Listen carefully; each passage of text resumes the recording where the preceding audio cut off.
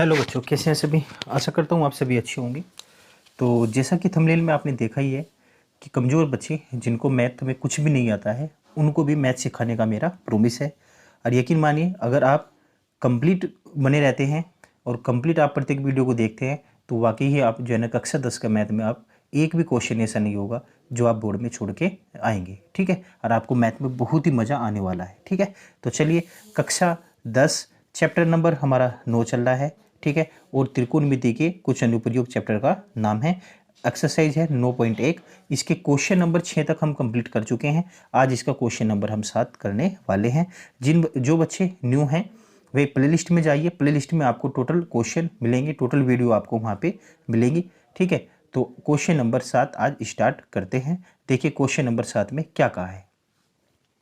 भूमि के एक बिंदु से एक 20 मीटर ऊंचे भवन के शिखर पर, भूमि के एक बिंदु से यानी कि भूमि पर कोई एक बिंदु है। ठीक है, भूमि पर कोई एक बिंदु है से एक 20 मीटर ऊंचे भवन के शिखर पर।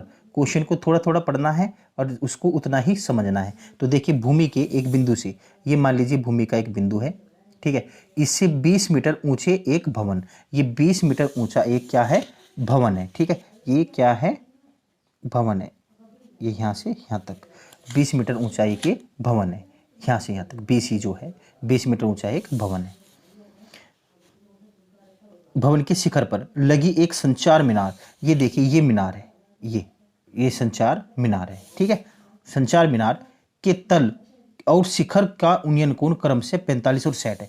देखिए ये संचार मीनार जो है इसका तल ये है। ठीक है, तो तल से तो कितने डिग्री का एंगल बना है, 45 डिग्री का। और इसके शिखर से, ये शिखर है इसका, ठीक है, इसके शिखर से कितने डिग्री का एंगल बना हुआ है, 60 डिग्री का एंगल बना हुआ है। ठीक है, जो तल है तल से 45 डिग्री का एंगल बना हुआ है और शिखर से 60 डिग्री का एंगल बना हुआ है। ठीक है, ये इस डायग्राम में बताया गया है। अब चलिए मीनार की ऊंचाई ज्ञात कीजिए। आपको जो ये संचार मीनार है इसकी ऊंचाई आपको निकालनी है। ठीक है, तो देखिए हम यहाँ पे लिख लेंगे, माना अक्षैतिज भूमि तल पर स्थित भवन की ऊंचाई 20 BC इज इक्वल टू कितना है आपका 20 मीटर है। ठीक है, ये रहा 20 मीटर। ठीक है, यहाँ तक देखिए। ठीक है, ये रहा। अब देखिए, अब आप क्या करना है, आपको निकालना क्या है, संचार मीनार की ऊंचाई निकालनी है। ये डायग्राम आपके सामने है, आपको क्या निकालना है, संचार मीनार की ऊंचाई निकालनी है। तो आप मान लेंगे, माना संचार मीनार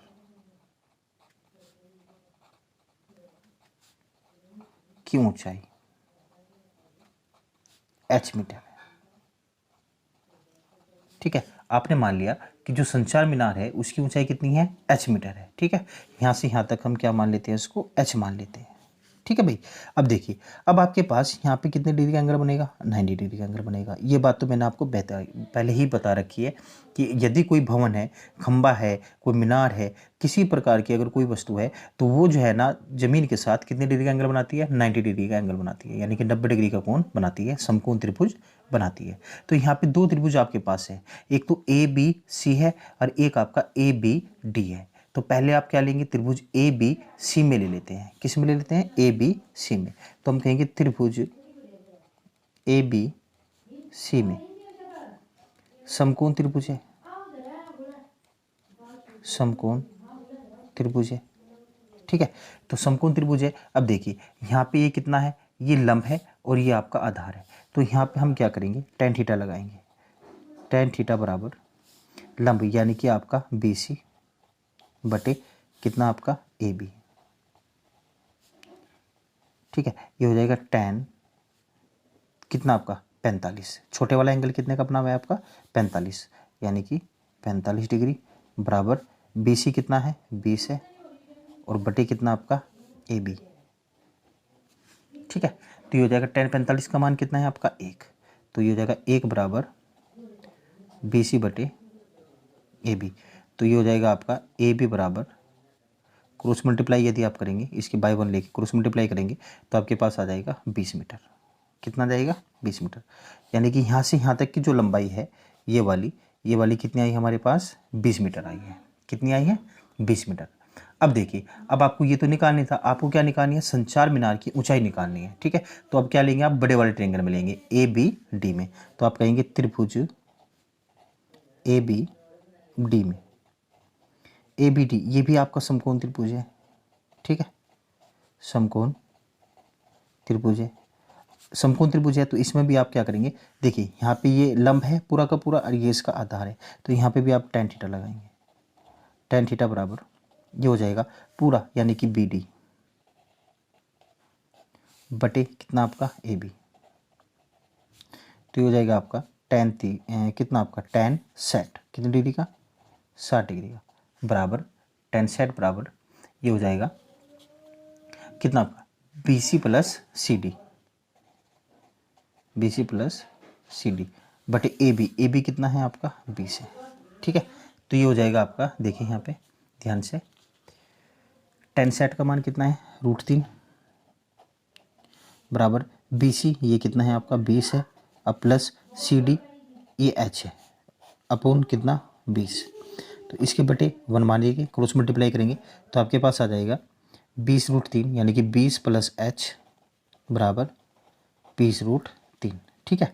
तो यहाँ से हो जाएगा बच्चों H बराबर हम कह सकते हैं कि H बराबर हो जाएगा 20 कॉमन ले लेंगे इसमें से, तो 20√3 माइनस 1, ठीक है। आंसर यहाँ पे छोड़ना चाहें तो आंसर यहाँ भी सही है, या फिर आप इसको थोड़ा सा यदि सोल्व करना चाहें तो सोल्व भी कर सकते हैं। ये हो जाएगा आपका 20 बाहर है 1.732√3 का मान होता है -1, तो हो जाएगा आपका 20 गुना 0.732, ठीक है। अब इसकी गुना करनी है आपकी, तो गुना कर लीजिए। गुना करने पे कितना आ जाएगा, देखिए यहाँ पे लिख देता हूँ इसका आंसर में, यहाँ पे लिख देता हूँ आंसर, तो गुना कर दीजिए आप। गुना करेंगे देखिए 2 की गुना कर लीजिए, 2 दूनी 4 और कितना आपका 3 दूनी 6 और 7 दूनी 14, तो कितने अंक बाद है, दशमलव कितने अंक बाद है आपकी 3 अंक बाद है, 1 जीरो लगा लीजिए, 3 अंक बाद है तो ये आ जाएगा आपका इतना, यानी कि 14.64 ये इसका आंसर है, ठीक है। तो बच्चों इस प्रकार ये क्वेश्चन नंबर आपका 7 जो है कंप्लीट हुआ। उम्मीद करता हूँ कि आपको क्वेश्चन नंबर 7 अच्छे से समझ में आया होगा। अगर ये क्वेश्चन आपको समझ में आया है तो प्लीज़ चैनल को लाइक करें, सब्सक्राइब करें और वीडियो को ज़्यादा से ज़्यादा शेयर करें, ठीक है। Thank you.